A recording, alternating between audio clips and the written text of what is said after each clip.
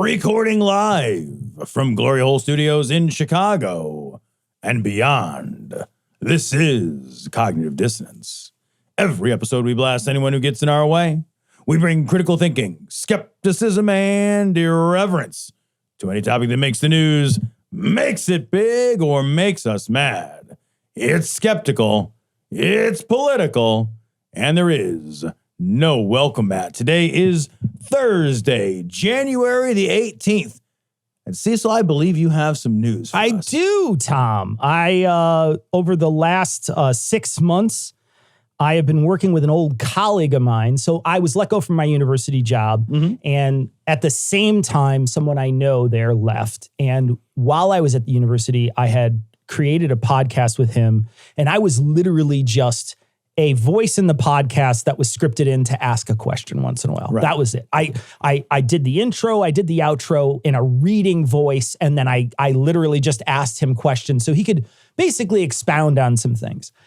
The person was a law professor and a legal activist and an asylum activist, and he did this podcast called Lawful Assembly. And so we did that podcast together while I was at my old university. Can I ask, how many years did you guys do that? So he wasn't very good at putting things together. I would tell him, you got to do it weekly. He's like, no way I could do it weekly with my current schedule. He was, the ombuds person at the university. He was an adjunct law professor. He's also a reverend, like an ordained minister. So he's also a reverend outside of work. So he just had he's always busy. So I would say, you need to do it every week. And he would say, yeah, I'll try to do it like once a month. So we did it for many years, but we only got 39 episodes total. Time passes and I get let go, and he reaches out to me. He says, I'd really like to continue the podcast. And I say, well, I'm not going to do what we were doing because I don't want to just ask a question. Just do editing work. And then do editing work. Right. And I said, if you want to do a real podcast with me, I'd love to do a podcast with you to talk about the law and to talk about, legal issues that are facing, our country and things like that, as well as immigration and other things. And also he's a religious guy and I'm not. And so there's a secular thing. Yeah, a little thing there. And so I said, I'll start a show with you if you want to do that. And he said, sure. He really liked the name Lawful Assembly. That was what it was at the old place where we worked. They had given him the rights to the show, but we took all those shows down. All the old ones are gone. So the new show launched. It launched today, and the new show launched with 5 episodes. There's 1 episode on Friday. So if you're listening to this as a patron, you're getting, and you go there, you can go check it out. A patron of CogDis, I'm saying. Right. You can go check out the 6 episodes. Probably they'll be there by the time you hear this. The show website is lawfulpod.com, and it's a show about the law. It's really a show about, there are law podcasts out there, and I know a lot of them dig into that Trump stuff all the time. We don't really spend as much time on that, but we do talk about it. And so it's just a show that's about, I think the focus mostly will be immigration, but then there's other stuff that we talk about too. And it's just an interesting show to talk to a law professor. I try to find interesting topics to talk to a law professor about. Well, I'll tell you, I've had the pleasure of listening to the first 5 episodes of Lawful Assembly. And it's a very different and I think very welcome and refreshing show that needs a space in our community. It is not a hot take show, and it is not a cynicism show. Yeah. It is a refreshing, here's a guy who's a law professor from a big university who's been doing this work literally on the ground, doing the work, hands dirty, getting people, through the immigration process, through the asylum seeking process, and is not lost. He is not lost. He has this terrific sense of social justice that he brings to things, optimism that he brings to things, but it's tinged with reality. Yeah. And I think the dynamic that you guys have is just terrific. It's very different than our dynamic. It's so different. Yeah, right? It's so different than our dynamic. The interesting thing is, we met and became friends at work, so I don't swear around him. Yeah. So it's a clean show. Right. I don't swear at all. I don't think in the first 5 episodes I might say ass or bullshit or something. Well, you one guys time. Push each other on that show. Yeah. I've been listening to that show over the last couple of days. Cecil sent me advance copies. Advance copies. Yeah. It's the benefits of 25 years of friendship. You get advanced copies. But no, I love the push-pull that you guys have. We don't agree on everything. Right. And there's a difference between our opinions. And he's a religious guy and I'm not. Yeah. And that's where we contend. And so it's a really interesting show. Here's what I hope people do. I hope you give it a shot. Just give it a shot. Just go take a listen to it. Lawfulpod.com. Download it. Listen to it. This is an opportunity too, because it's just growing and I'm just building a rapport with Craig. So Craig and I are just starting to sort of work our way through becoming podcasters together, and your feedback's super welcome, right? Yeah. Your feedback at this point is super welcome. So listen to it. And if you really like it, rate it. And if you really like it, share it. Those are important things right now. And so if you have a minute this weekend, go to lawfulpod.com. Literally any way you want to download it on your phone. If you go there on your phone, you can find it on the homepage of the site. Any of the podcatchers should be there. So you just click a button and it should load up onto your pod player and you can subscribe and listen to it and see what you think and let me know what you think. But I really hope people will check it out. Lawfulpod.com, Lawful Assembly, new show in the podcastiverse. And it's a totally different show from, I think, what a lot of people are used to from this sort of skeptical group that we sort of belong to. Cecil, for that feedback, do you want them to email this show? No. So at the end of every episode, I say you can send a message to lawfulpod@gmail.com. And lawfulpod is a great place. And you can also leave feedback on the website itself. So you can, the website has a feedback form. You can also leave a voice message for us. There's plenty of ways to get in touch with us, and it's all available at lawfulpod.com. Awesome.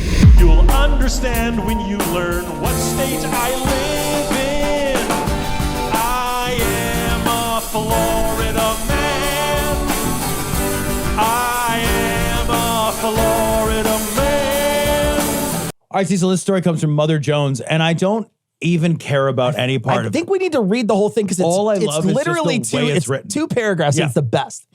This is the greatest headline in all of headline writing, though. Except for maybe, real quick, I still think that my favorite headline of all time, and I just would love to have been in the room, was after 9/11, The Onion, hijackers surprised to find selves in hell. Do you remember this? I do remember. It was just... I do remember. It was just perfect. I do remember. It was just perfect. Yeah. So I love it. All right, Mother Jones, Florida man facing 91 criminal counts wins Iowa caucuses. I love calling him Florida man. Oh, it's the best. It's so good. 91 criminal counts. It's so perfect. So just read the two paragraphs. Donald Trump just accomplished something he wasn't able to do in 2016. He won the Iowa caucuses. Not long after precinct sites opened Monday night, the networks called the first in the nation GOP race for the former president, who appeared to be cruising to a dominant victory over rivals Ron DeSantis and Nikki Haley. Trump, who in 2020 tried to overturn the general election and illegally hold on to power, is facing 4 indictments covering a whopping 91 criminal counts, an array of civil suits, and a Supreme Court fight over whether he can even appear on the ballot in some states. But none of that seems to have turned off Iowa Republicans. Instead, they rewarded him for it.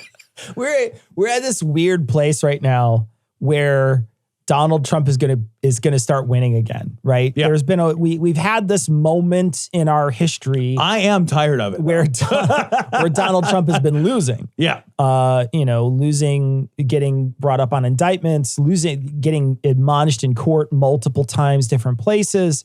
And we're starting to see some of the cracks, right? Yeah. But now we're going to start to see some of those things disappear as he keeps winning these primaries. There's no indication that he's going to lose any of these primaries, Tom. No. Not a single indication. No. There is literally no way. And I know Iowa is just Iowa. And I also know that Iowa is not predictive. It's not, it has essentially no meaningful predictive value in the races, like statistically. It's just first. And it's only first now for the Republicans. Yeah. So you got to take Iowa with a giant grain of corn. Yeah. You just do.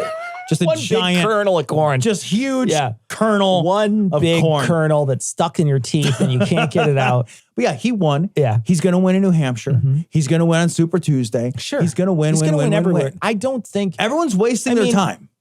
Probably Nikki Haley might take South Carolina.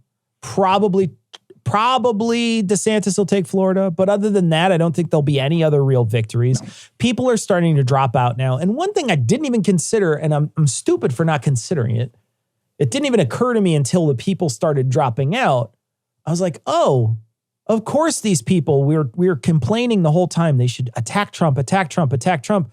But they're not, because what they want is a job in his staff. That's it. So now you can sort of see Vivek Ramaswamy. He winds up losing he loses and decides to back out. And now he's endorsing Trump. And Trump is saying, I can probably find a place for him. One of these people wants to be the running mate. Yeah, one of these people wants to be his running mate, or at least, Secretary of State or whatever. A fucking diplomat somewhere. Or sure. Whatever. Yeah. So that's why they're not talking bad about him, because they recognize they don't have a chance to win. But if they put their face out there enough, people may say, hey, you need DeSantis as your right VP. And so that's what I think. And it didn't even occur to me until, because I thought, why would you run unless you want to win? And I was like, oh, duh, of course. They want to run because they want their face out there. They need to build their brand, possible. right? Yeah. This is all a brand. Like, if running against Donald Trump as a Republican is a branding moment. That's all it's it not is. a strategic That's moment. all it is. I think that it was personal for Chris Christie. Sure. I think one or two of them, yeah. I think for Chris Christie,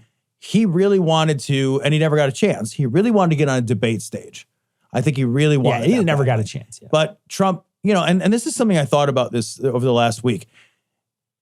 If you're a Republican, you've got to square yourself with some weird shit. And you always have had to, right? You've just always had to square yourself with some weird shit. But you have to contend with this fact as well right now, which is that you are asking for your party to govern the nation, to say, like, we are the guys and girls who can get this job done. You've got to be saying that, while at the same time being absolutely aware that you cannot even put together a debate within your own party. Yeah. You can't even get agreement inside of your own party to have a substantive debate among the candidates. I mean, you now have Ron DeSantis, or is it Nikki Haley? You now have Nikki Haley saying, well, I'm not going to debate unless Trump debates. So now the only one willing to debate is Ron DeSantis. He's just going to be standing at a fucking lectern contradicting himself. Yeah. While people just it's all falling apart. Yeah. The party is so fractured and so disorganized and so just a fucking clusterfuck, ungovernable disaster. Yeah. That they can't even put together a fucking debate, Cecil. Yeah, it was disheartening though to see what happened on the day. I was hoping that there would be more pushback against Trump, because in 2016 he didn't win Iowa. Right. And so I thought maybe, Iowans would come together and do their caucusing and caucus together and say, no, it's not going to be him. Such a weird process. But he took it. And so expect Trump to, unless something happens to pull him off. Let's say that they do the Colorado does pull him off the ballot. Pull him off the ballot, and that's upheld by the Supreme Court. Right. If that happens, then possibly we could see one of the other ones come up and, be one of the major voices there. Although I don't think Trump would stop running because no red state's going to pull him off. No, he doesn't care. If you're Trump and you're like, well, I lost Colorado, you'd be like, okay, I was always going to lose Colorado. He's going to lose Colorado anyway. It doesn't matter how you lose those electoral votes. It's just if the places that he was winning might have a governor or a state representative who wants to take him off the ballot. And now that if it's precedent and they can, that's going to be real interesting because it won't make its way through the courts there. Or if it does, it'll just get slapped down because they'll just point to the precedent that literally just happened. Yeah.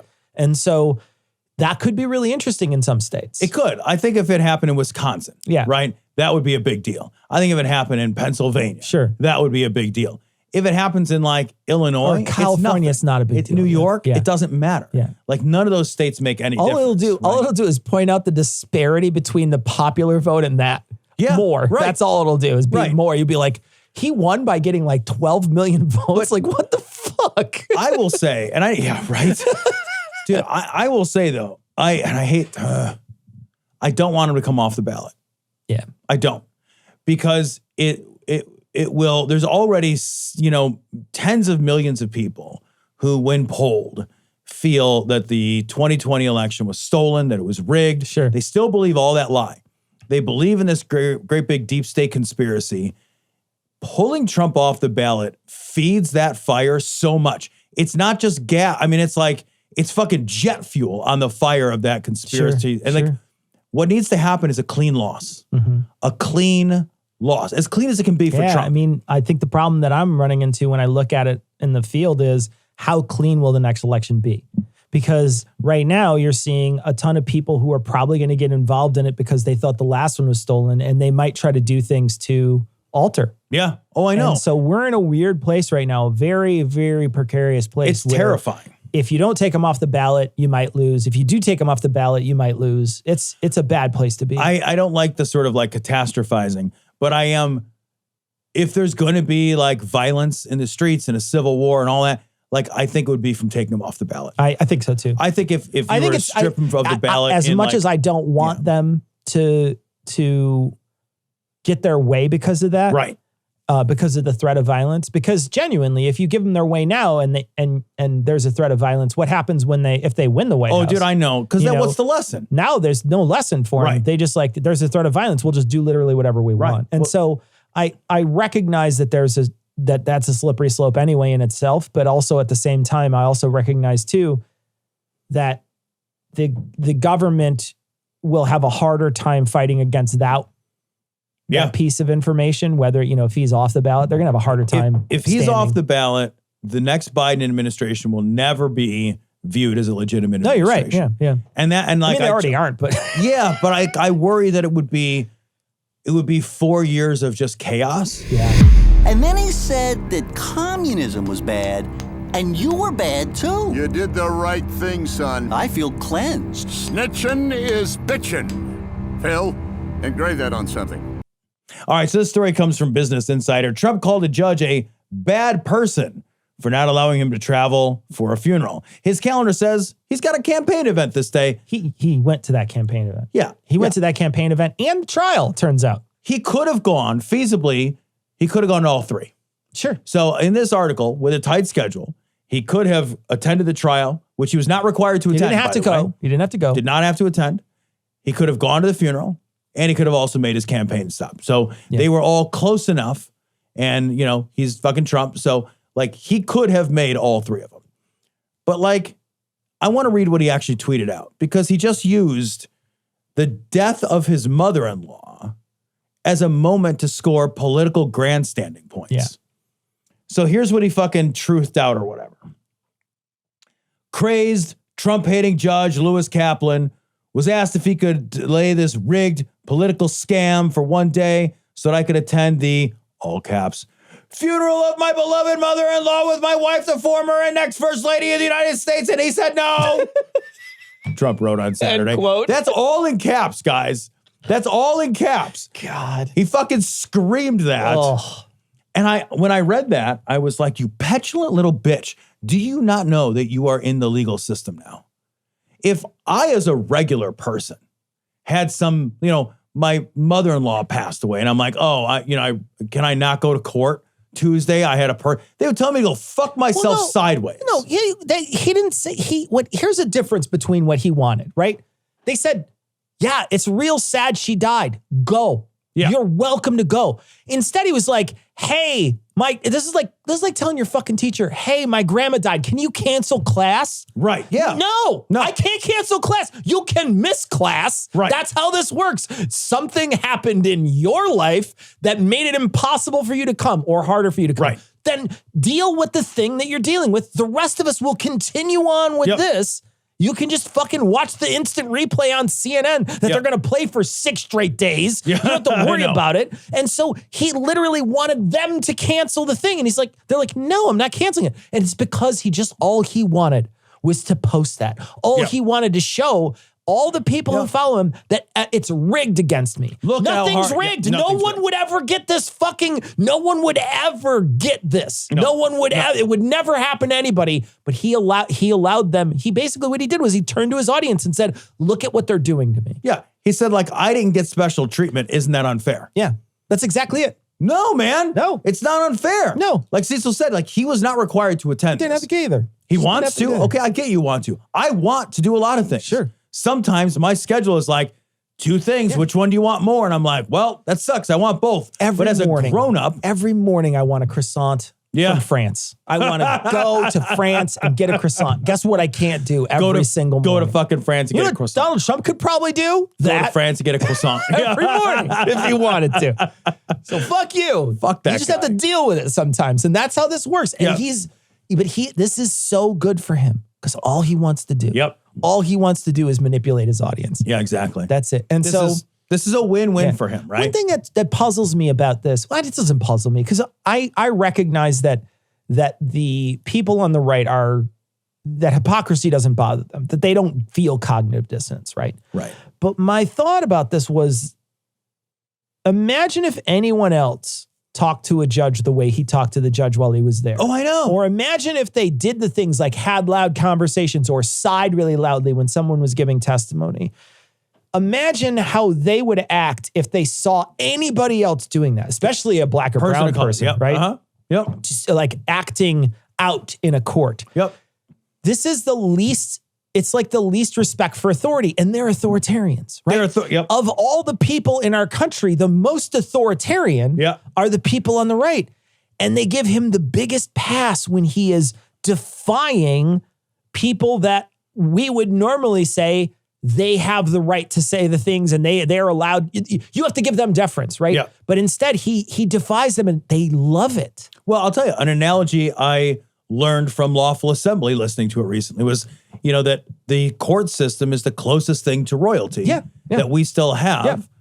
And like, we do treat the court system with a level of deference that we don't treat anything Nowhere else with. And like, for the party of law and order to be so openly mocking now, I mean, and if you think about this, like, Trump has openly mocked the FBI. Mm-hmm. He has openly called for their, like, the FBI is all corrupt. If you're the law and order party. Yeah, no, if you're the law and order party. Shitting on the feds. That's a big deal. Seems like. It's a big deal. I don't know, man. Those are the federal cops, right? There's he no shits on the world. CIA. He shits on the FBI. He shits on the Justice Department. Like, it's everybody but like the local fuzz, man. Well, even then, if they did something that upset him, he would 100% shit on him. Yeah. In a second, he would shit on him. Yeah. He doesn't not shit on him because, like, of a principled stand. Yeah. He doesn't shit on the local cops because, like, the local cops he probably doesn't interact with. Yeah. He is flying in the face of what is the authority all the time, and people love him for it, and he's authoritarian. It's so weird. I know. It's super It's so fucking strange, but it's something that I noticed, and I was like, man, how does he get away with it? And and it's crazy too, because he was so disrespectful at this hearing. So disrespectful. Wildly so. He got, like, admonished multiple times by the judge. Like, at some point, and if you're the judge, this is the only candidate in history that has come into your courthouse that you can't throw into fucking hoosgow for contempt. Yeah. Because that if you do, the judge has the authority, but from a practical perspective, if you chuck this guy into the fucking cage, like, for contempt of court, it's going to be riots, man. You're going to be responsible for that shit. You're going to get death threats on your family. Sure. It's going to be fucking chaos. Yeah. Because this motherfucker has absolutely undermined the rule of law while proclaiming himself as a law and order president. He has undermined the value and sanctity of these beloved and revered institutions of justice, while at the same time, calling for justice for all of the people that are, brown, all of the people that are immigrants, all of the people that, like, he wants to see treated poorly. Yeah, sure. What if it's a trap? Turn around and do not come back. This story comes from Politico.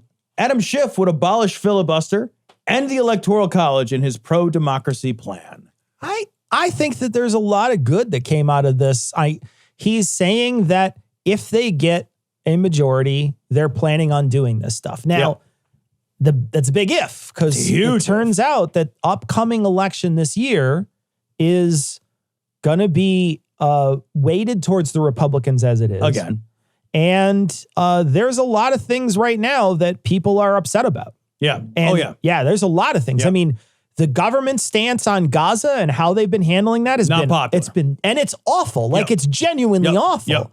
And so those things are pushing people away Yeah. from voting for Democrats. And they're doing a lot of, their policies are really bad right now in a lot of ways. But like, there is literally no reason to believe that on that issue of Israel and Gaza, that the Republicans would be less hawkish. No, of course not. It makes that shit makes me crazy because it's like, you still only have the two choices. You can hate 7 out of 10 things on one side. And if you hate 8 out of 10 things on the other side, you have to choose the side that you hate 7 out of 10 things for. That's the choice in front of you. Not voting is an asshole move.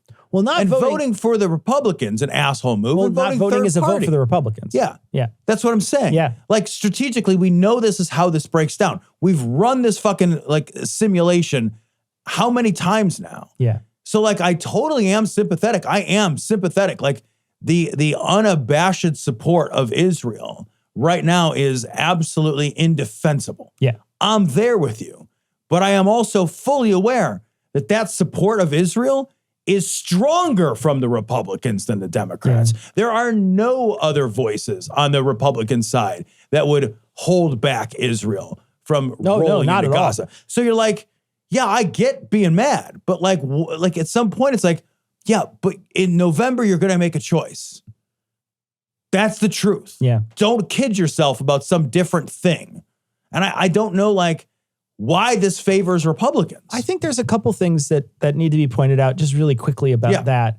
One of them is that the Overton window has been pushed, I think, on Israel so far that no matter what you say about them, if you're not glowing or you're not 100% behind them, there's that, you know, you're being anti-Semitic or whatever. Right. You know, like there's this Overton window push on them that is pushed so far that there can be nothing in our government but rabid support and unwavering support and no condition support. We wouldn't do this with any other country. We would have conditions on the support we give them. We don't do that with them. We just like, there's no conditions. We put conditions on everything for everywhere. This is the only time we allow that.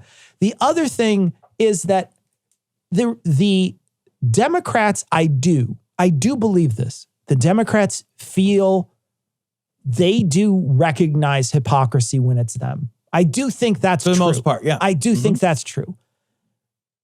We can call it out.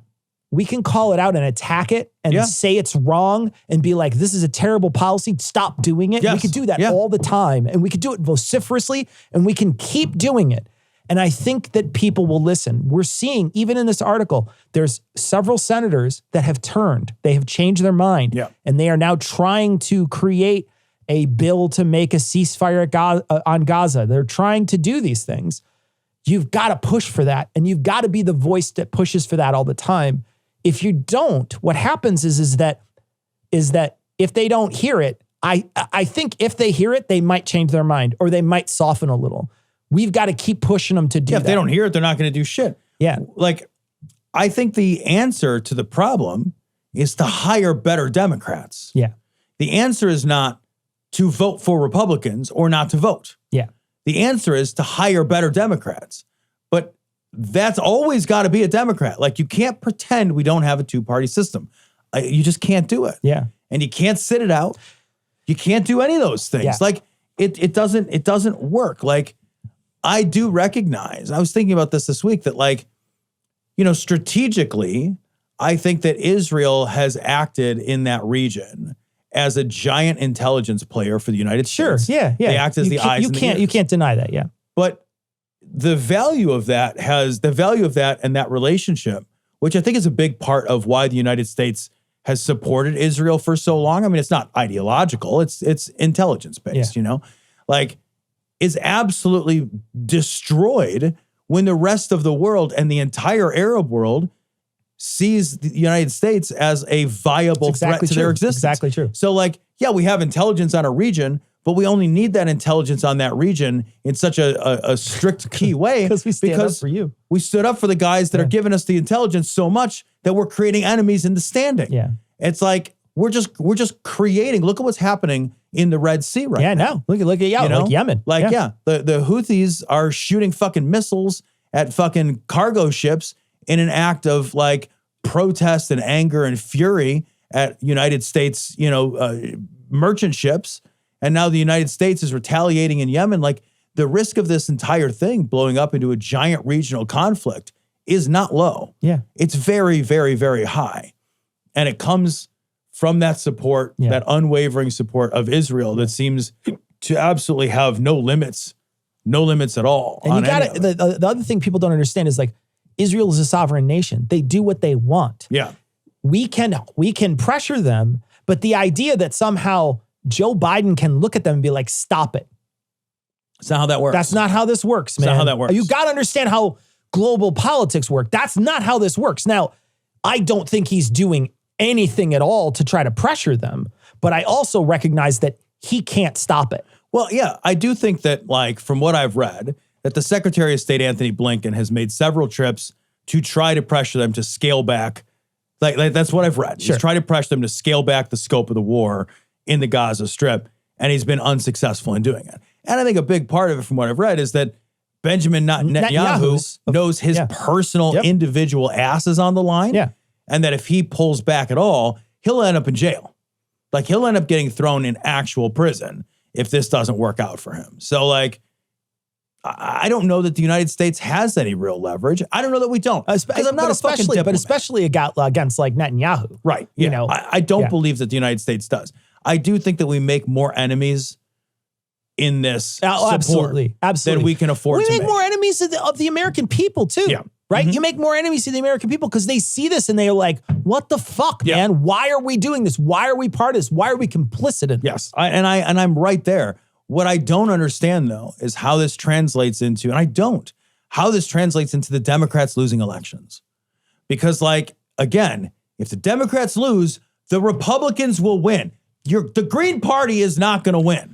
Yeah, I know I'm right there with you, but I also recognize too that I think that the younger voter is more idealistic about this. Yeah, and I think that they are willing to push back on this in a way that, because I don't know that they understand the consequences of it. I don't know that I'm right there too. It's just like I just get frustrated. Yeah. I'm just like, I'm frustrated. I don't want to do anything, but I also recognize, like, I'm also frustrated. Yeah, right? Right. I am frustrated with my own government. Right. I am frustrated with what they're doing. I am upset by what they're doing. It's been an awful situation from the start. It's been an absolute awful situation from the start, and it's not changing. I've got a friend of mine. So there's this kid that's a part of my life. He's been a part of my life for a long time that I kind of have this paternalistic mentor-mentee relationship with. And he is very likely joining the Marines. He's gone through MEPS and all that stuff. His ship date is in March. He can technically back out up until the day he ships off.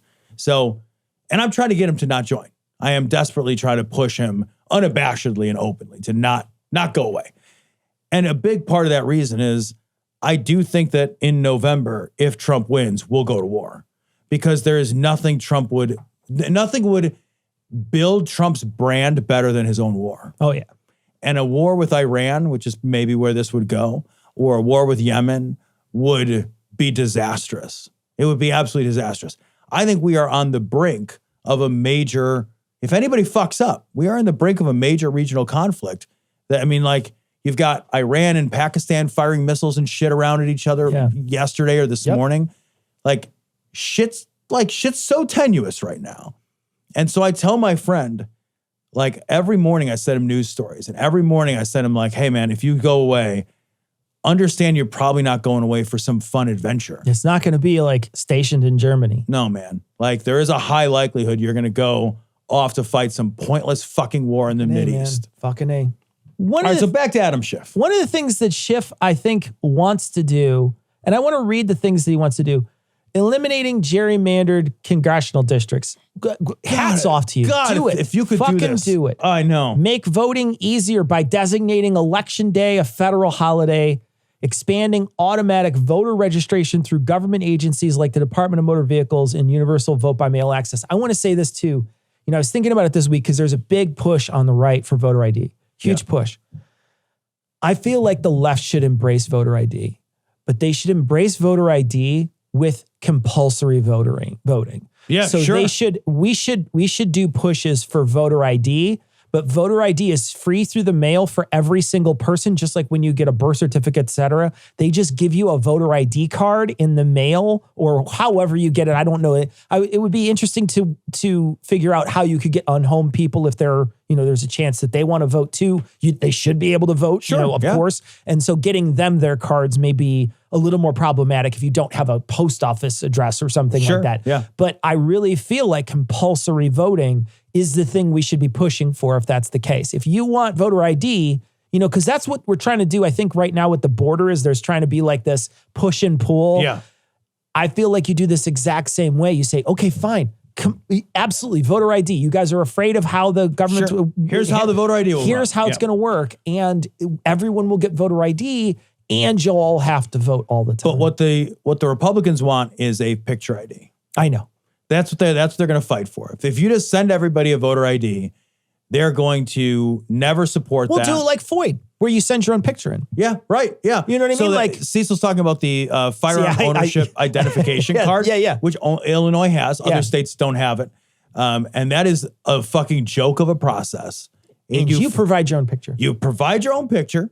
You literally mail them a picture of yourself. Although now they use your driver's license picture if you have one. Also, passports, you provide your own picture. That's true. Yeah. So and you just go to the post office. We just provide our own picture. If you want photo ID, that's fine too. Provide your own photo. We'll just provide our own photo. The thing I'm worried about with voter ID is if you make it a process where someone has to pay or someone has to take off time off of work, how many fucking single moms have time to go to get they come home from work, they're taking care of kids, they're busy, they're doing stuff. How many people will work 2-3 jobs, have an opportunity to go to a DMV-like place and get a voter? They're not gonna. And what you're gonna do is you're gonna alienate those people who have to work or have to do other things to maintain their life instead of going to get a voter card. Yeah. You have to make it easy. I'm willing to do it as long as we make it compulsory. I want to do it so I can say everybody gets to vote. Everybody gets to vote. Has to vote. Yep. Everybody has to vote.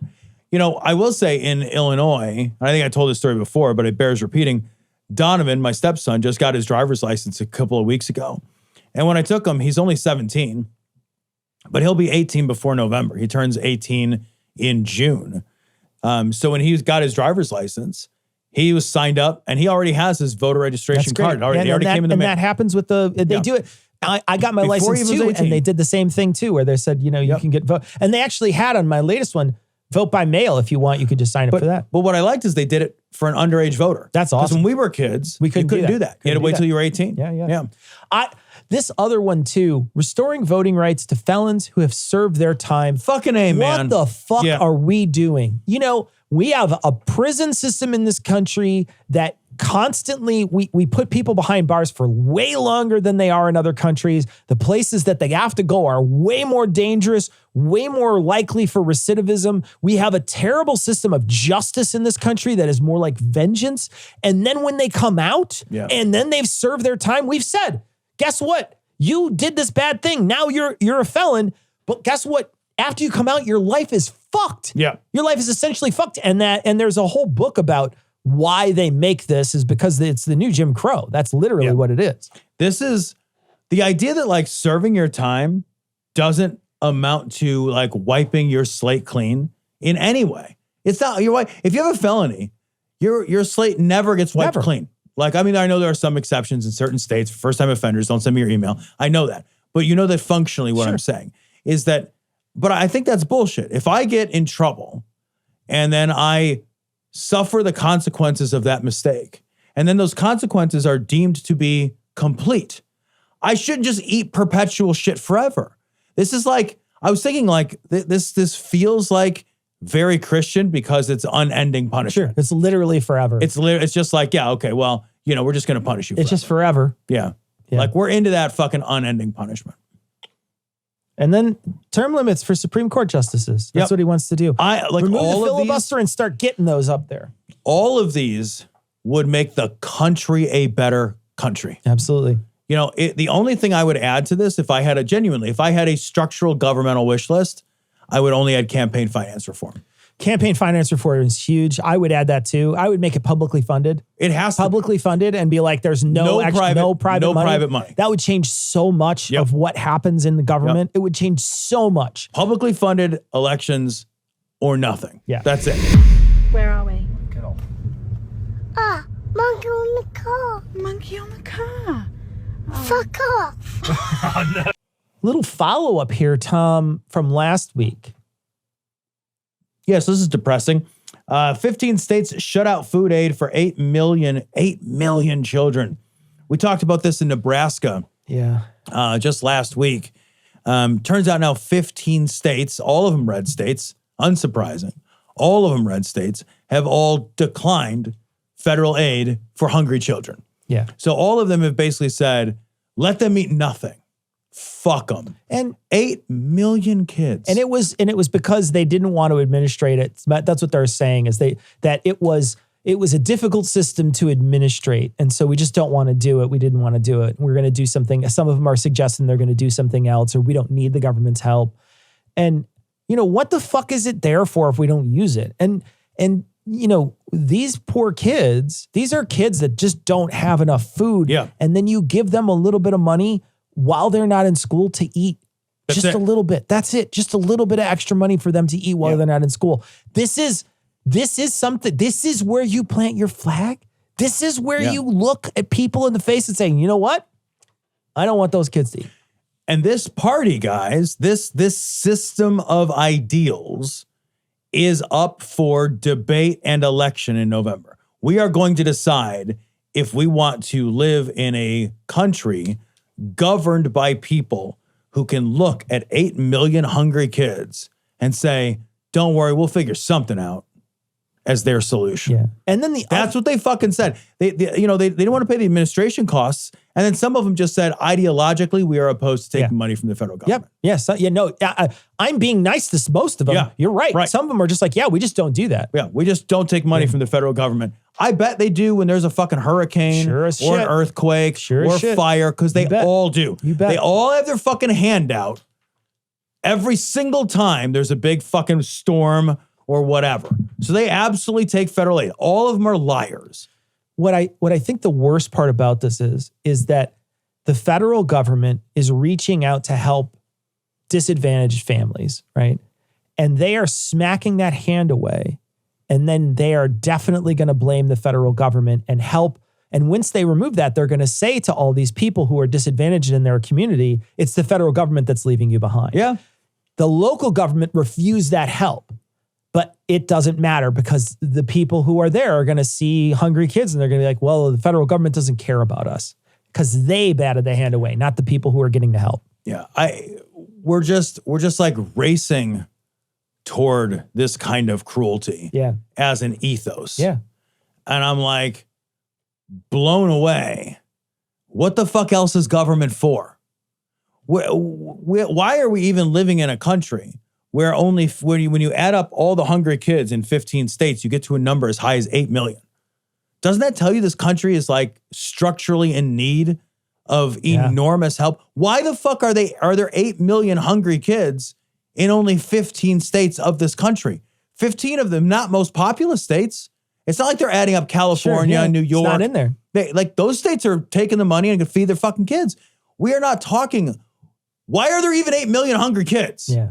Like structurally, we're supposed to say that we're the richest nation in the world. We are, but like not most of us. No, not most of us. Because I'll tell you what, 15 fucking states have 8 million hungry kids, and we're flipping them the bird instead of tossing them some food. And 8 million kids that are growing and need food so they can become the next generation of this country to take over, right? And you're feeding them less, and there is no better way to stunt the growth of this nation than to feed the most disadvantaged less. Because as time goes, that's what you need to grow, not just big and strong, right? But you your need brain. that for your brain. Yep. You need that for your head. Yep. If you don't get proper nutrition, you suffer. And they're saying we want 8 million kids to suffer, and that's our future. Yep. And like if you want higher crime, this is a great way to get higher crime. Get it. I'll tell you what, people who are hungry, who are not feeding their brains, like if my kids, first of all, if my kids were hungry and it was a choice between stealing or whatever, like every parent is going to try to do whatever they're going to do. what this does too is it not only puts these kids at disadvantage, but think about the people who are going to turn to other types of work that is dangerous or illegal in order for them to earn enough money to feed their families. Sure. And then some of those people will get hurt, will get killed, or will get caught. And then that cycle gets worse for that family. Yeah. This is such a dangerous thing to do. You're putting these kids in this awful position, which puts the adults in their lives in an awful position, which leaves everybody in that chain, that family chain, at terrible risk. Absolutely. For a cascade of events that the government has literally said, here's some money to help. I can put up this thing that will stop this cascade. And we're just like, and there are people who are like, ideologically, I got mine, so fuck That you. is exactly it. This is the theme for Spirit Halloween. Grandma wet and can't stop screaming. Here's the thing about Spirit Halloween. They got skeletons. I only want to call this up because I want to show this image. Cecil, this is life right now. Thank you. So this is a follow-up to a story that we did. This story that we covered was about the alien mummies. And these are the little papier-mâché dolls. Can I just say alien in big, giant air quotes? Little papier-mâché dolls that somebody made from a Spirit Halloween, and then they handed them off to different governments. But my favorite, I got to see if I can find this image again. Oh, look at these. Look at the dress up. Look at this. For people who are watching, someone has, the person, I guess, who had these dolls, these little dolls, made sewed up like a little dress, traditional Peruvian outfit for him. And it is the fucking greatest thing I've ever seen. This is a Barbie Dream Home stuff. I can't get enough of this. I can't. By the way, the story is a follow-up. Peru has basically said, yeah, those are the same dolls. Those we looked at those. They're like chicken bones. Yeah. They're bones made from birds, dogs, and other animals, potentially even some human parts. Traditional Peruvian food Ian would eat. I'm just saying.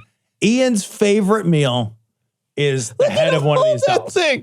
Okay, guys. It seriously looks like paper mache. Like it doesn't look like paper mache. It's garbage. It looks like it's roadkill trash it's the assembled dumbest into thing anybody's ever tried to pass off, and we're still hearing about it. Oh yeah, and this thing is like this in no way will sway the believers.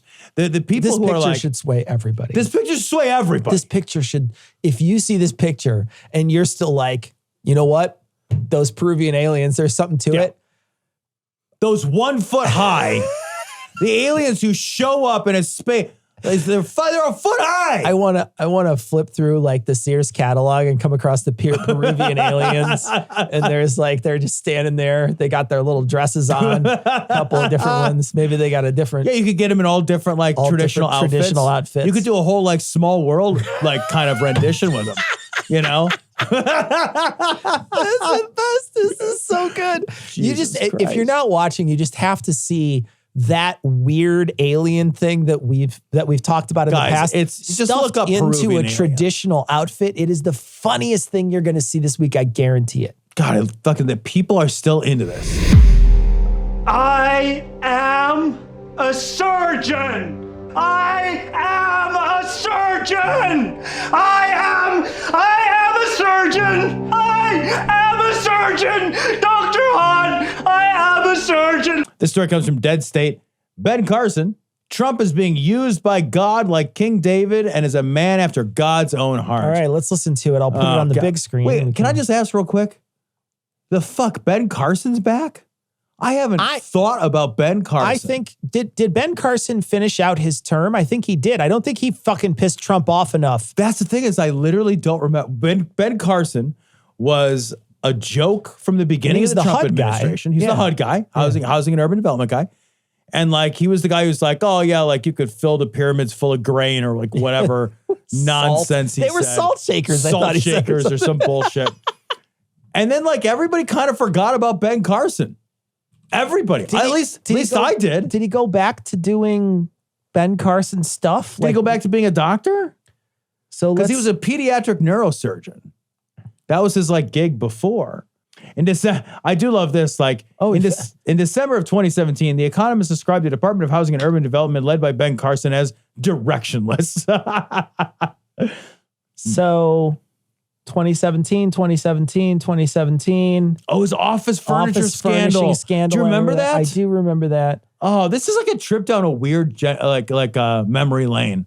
They cleared him of misconduct there. Yeah, in 2019. So that means he probably made it through the end. I think he made it through. I think he made it through. I think he made it through. So I don't because everyone just forgot about. Looking at the article, it doesn't look like he got kicked out or left or got angered Trump enough to get fired. So he stayed through the whole end. So I think what he wants is his old job back. He wants his old shit. You're probably right. Back. Yeah. So here's Ben Carson, and he's on Caputo's, whatever. Sure. Here we go. Well, you think about the Bible and King David. Most of those people probably, if they were alive back in those days, would have said, "Oh, what a horrible guy." The episode with Bathsheba and some of the other things that he did. And yet he was a man after God's own heart. God uses different. I love that. He's like, no, he's a really shitty dude, but absolutely after God's own heart. I know. I fucking love that they have, some of these guys have to be like, look, I get it. He's the worst. He's the worst. But, and you're like, you could just stop there. He's the worst. We're all in agreement. Yeah. He's the worst. Let's just fist bump and go on with our day. Look, I know out there are people that don't like Tom, right? I get that. Yeah. But and then there are other people that do like Tom. Mm-hmm. And that's how it's supposed to work. I would be really upset if the people who do like Tom were like, no, we agree with the other side. Tom's the worst. But he'll drive us to the store on Thursday.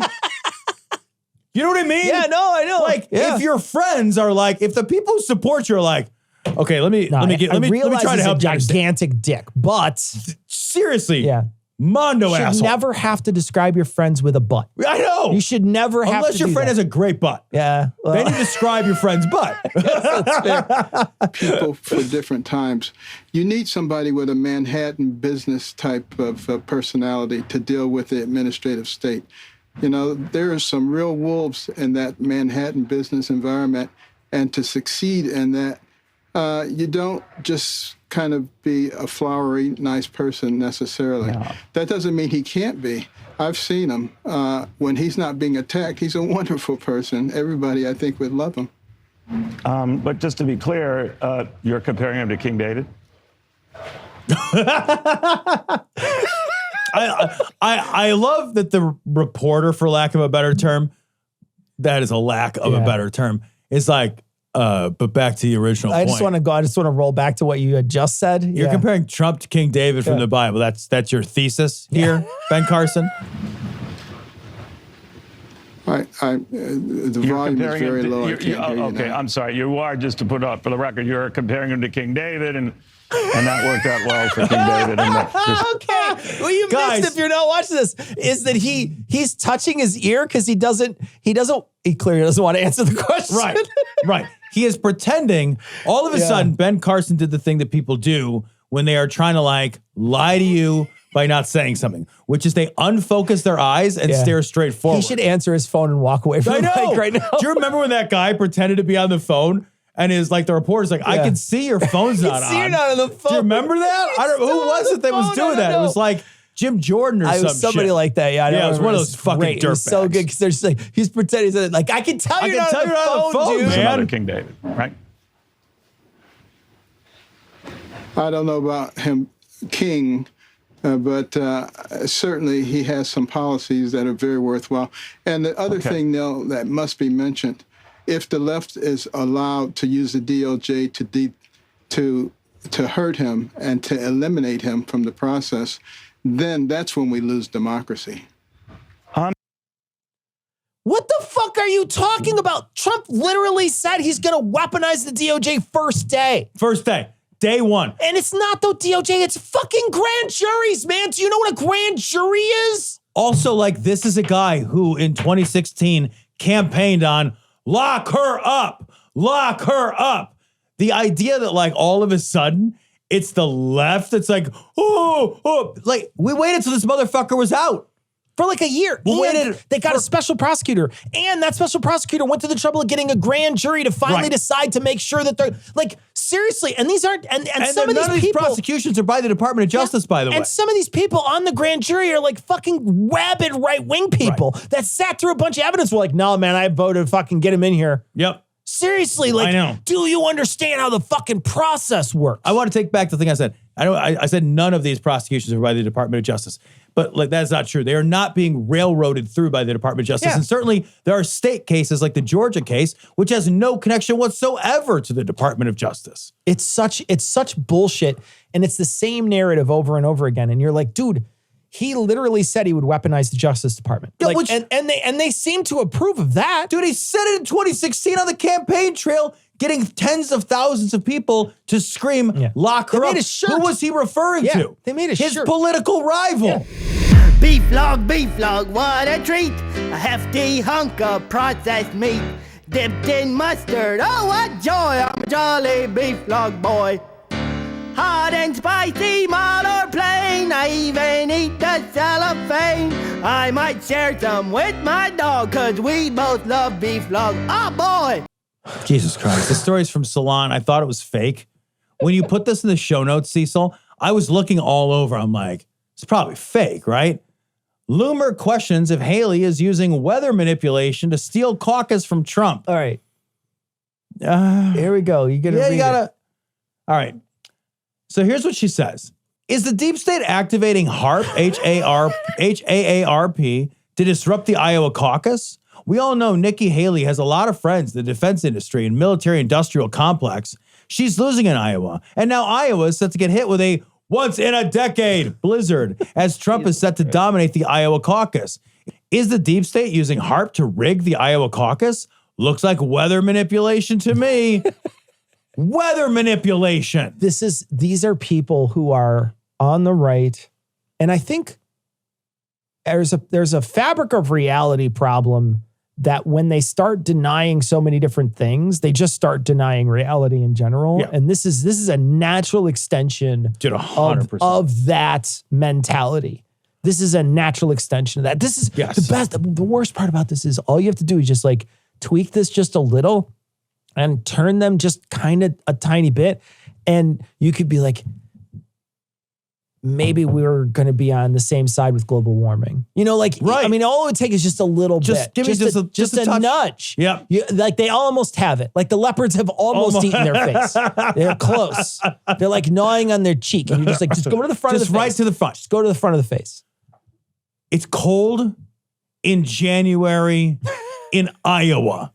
And you see a conspiracy. It is a huge conspiracy. You see snow and cold weather in the Midwest in January as a sign of like weather.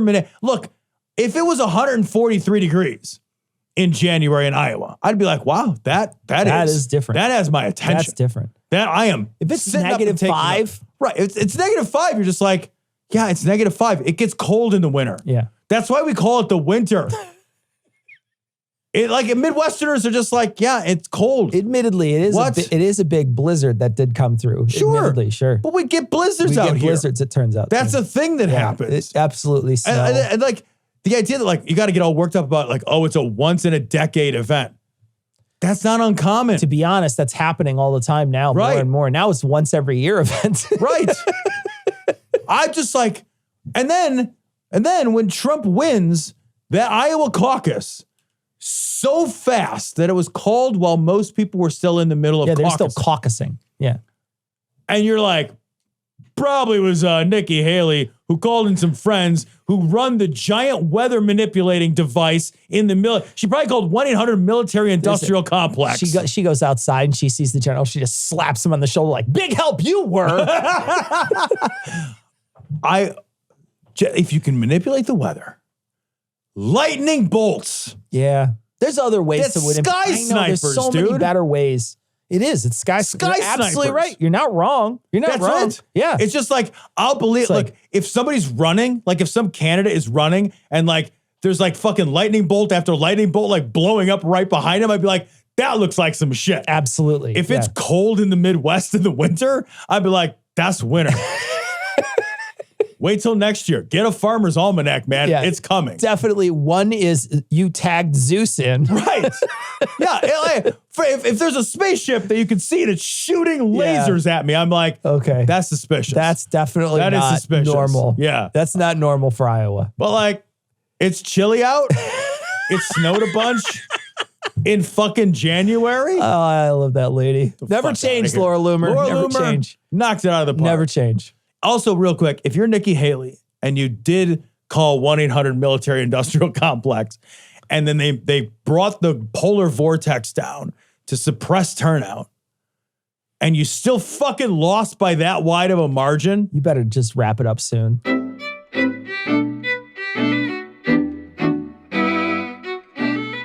All right, that's going to wrap it up for this week. Please, if you get an opportunity and you're interested, please check out Lawful Assembly at lawfulpod.com. It's a brand new project that I'm working on. I'm really proud of it. I think that the shows are interesting. And I think if you are interested in the law and you're interested in immigration, if you're interested in current legal cases that are happening in the United States, might be something that you might want to check out. So go give it a shot and let me know what you think at lawful. Go send an email at lawfulpod@gmail.com.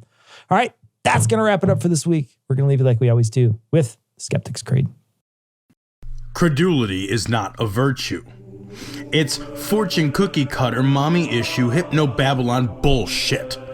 Couched in scientician, double bubble, toil and trouble, pseudo quasi-alternative, acupunctuating, pressurized, stereogram, pyramidal, free energy healing, water downward spiral, brain deadpan, sales pitch, late night info docutainment.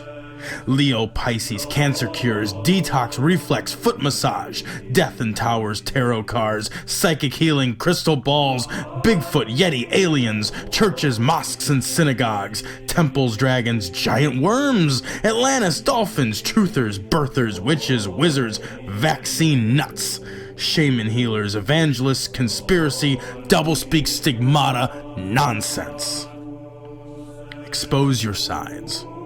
Thrust your hands, bloody, evidential, conclusive. Doubt even this.